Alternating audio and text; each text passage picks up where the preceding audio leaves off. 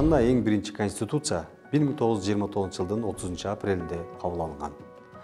Ушул учурдан тартып Советтик Кыргызстандын укук тарыхындагы жаркын барактардын бири башталды. Биринчи Кыргыз конституциясы 97 беренеден турган. Экинчи конституция 1937 жылдын 23 мартында пайда болгон. Ал шайлоо учурундагы мурда болгон чектөөлөрдү жокко чыгарды жана жашыруун добуш берүү менен жалпы бирдей жана түз шайлоо укугунун демократиялык принципин бекемдеди. Андан кийин 1978 жылы кабыл алынган конституция. 1991 жылы 31 августта Кыргызстан өз көз карандысыздыгын жарыялаган. Өлкөнүн жалпы тарыхында 4-чү конституция 1993 жылдын 5 майында кабыл алынган. Бул дата тарыхый болуп калды. Биз бүгүн майрамдап жатабыз. Конституция ар бир жаранды укуктук коргоону камсыз кылат. Мыйзам алдында адилеттүүлүктү жана теңдикти кепилдейт. Мамлекет менен жарандардын ортосундагы мамилелерди жөнгө салат жана мамлекеттик башкаруу принциптерин аныктайт.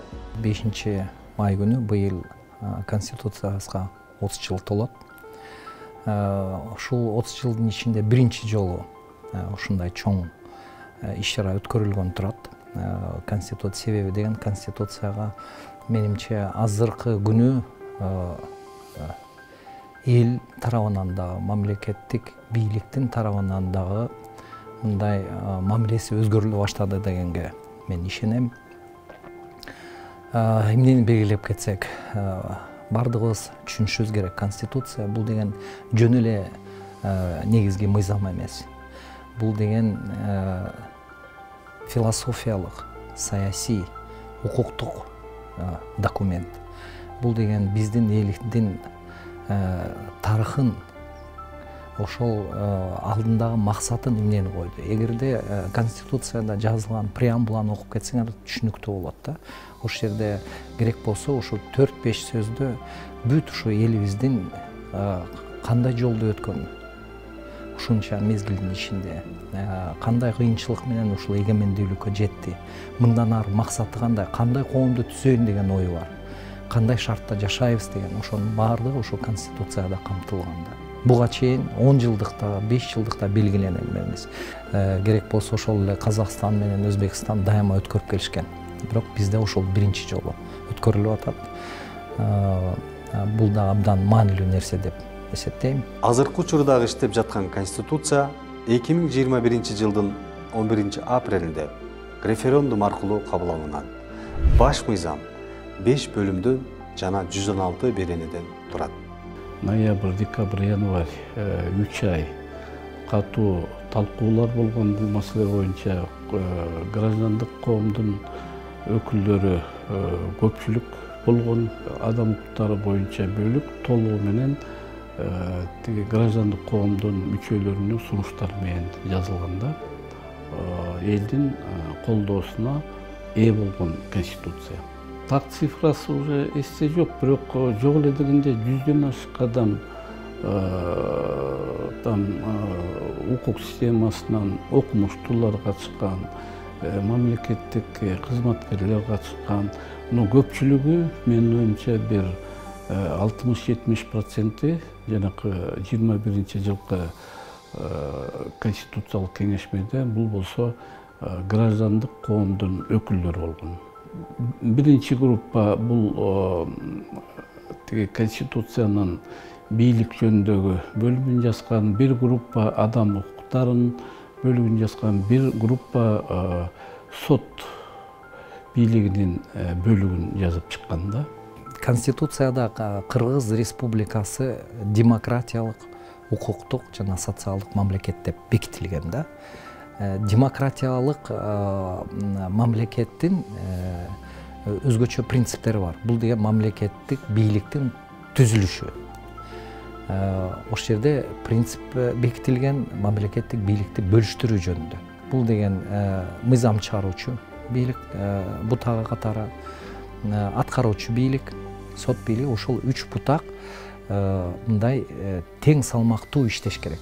Конституцияга ылайык иштеш керек деген сөз.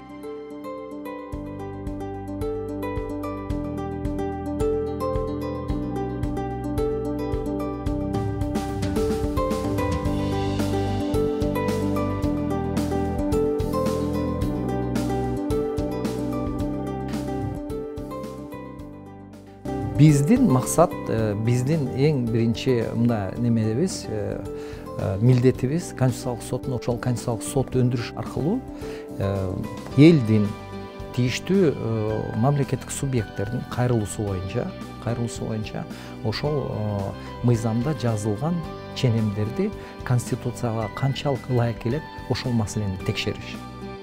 Укуктук туруктуулук бул ошол эле Конституциянын туруктуулугуна байланыштуу. Туруктуу жолго өткөнүбүздүн бирден бир мындай себеби президент аткаруу бийлигинин башчысы катары чечимдерди кабыл алып атып, социалдык экономикалык өнүгүүгө мындай салымы бар да, мен ушундай ойлойм. Бардык мыйзамдар Конституциянын негизинде алардын ченемдерин аткаруу маселелери боюнча кабыл алынат да. Бул маселе боюнча министрлер кабинети иштеп атат, жогорку кеңештин да салымы бар. Мыйзамдарды негизинен министрлер кабинети иштеп чыгып атат. Конституциялык нормаларды реализация кылуу маселеси боюнча жогорку кеңеш өкмөт тарабынан киргизилген мыйзамдарды колдоп берип атышат. Конституция ар бир жаранды укуктук коргоону камсыз кылат. Мыйзам алдында адилеттүүлүктү жана теңдикти кепилдейт. Ар бир адам квалификациялуу юридикалык жардам алууга укуктуу.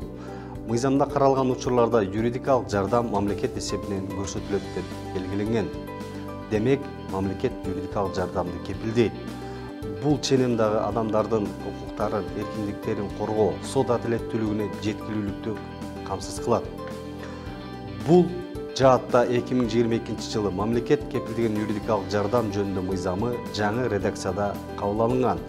Ал мыйзамга ылайык административдик, жарандык кылмыш иштери боюнча аз камсыз болгон үй бүлөлөр, жалгыз бой ата-энелер, жашы жетелек балдарды асырап жаткан биринчи, экинчи топтогу майыптар, мөөнөттөгү аскер кызматкерлери, адам сатуунун курмандыктары, социалдык стационарда жашаган жарандарга жана башка мыйзамда көрсөтүлгөн жактарга мамлекет тарабынан кепилденген квалификацияланган жардам көрсөтүлөт.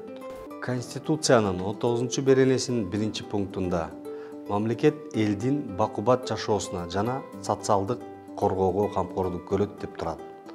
Бул ченем кантип ишке ашып жатат? Мыйзамдар иштеп, мамлекеттик органдардын макулдашылган иш-аракеттеринин жыйынтыгында республикабыздын бюджетине каражаттар түшүп, алар жөлөк пулдарды, пенсияларды, мамлекеттик кызматкерлердин маянасын жогорулатууга мүмкүнчүлүк берип жатат. Андан сырткары, бала бакчалар, мектептер, ооруканалар курулуп, жаңы жабдуулар алынып, дагы да ушул сыяктуу иштер уланып жатат.